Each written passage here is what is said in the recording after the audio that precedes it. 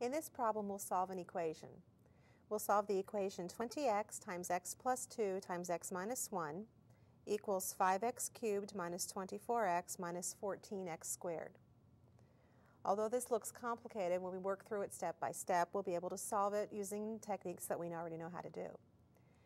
We're going to want to use the principle of zero products. So I'm going to want to multiply this out first in order to be able to combine some like terms. I'll start by multiplying the binomials. I would have 20x times, multiplying, I have x squared plus 2x minus x gives me plus x minus 2 equals, I'm going to go ahead and copy down the rest of the problem, minus 14x squared. Now I multiply 20x times this trinomial, and I have 20x cubed plus 20x squared minus 40x equals, again, 5x cubed minus 24x minus 14x squared. Now I want to get 0 on one side of the equation. So to do that, I will subtract 5x cubed from both sides, which will give me 15x cubed.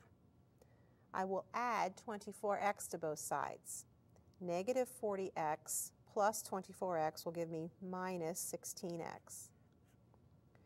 Then I'll add 14x squared to both sides, and adding 14x squared to 20x squared will give me plus 34x squared. And that will equal 0. Now I use the principle of zero products, which means I need to factor. So I start by factoring out the common factor x. All right, x, and that would be x times 15x squared plus 34x minus 16. And that equals 0. And now I need to factor this trinomial. It factors into two binomial factors, and I might need to use some trial and error or the AC method in order to factor this. And it would factor into 3x plus 8 times 5x minus 2. Now once I have it factored, I actually have three factors. X is a factor, 3x plus 8 is a factor, and 5x minus 2 is a factor. Any of those three, if they was equal to 0, would make the product 0. So I say x equals 0, or 3x plus 8 equals 0, or 5x minus 2 equals 0. Now this is already solved, x equals 0. To solve for x here, I subtract 8. 3x equals negative 8.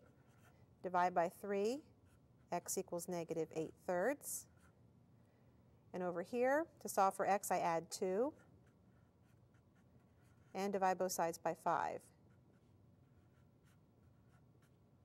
So my solutions would be, and I might box those off, 0, negative 8/3, and 2/5 are the solutions of the equation.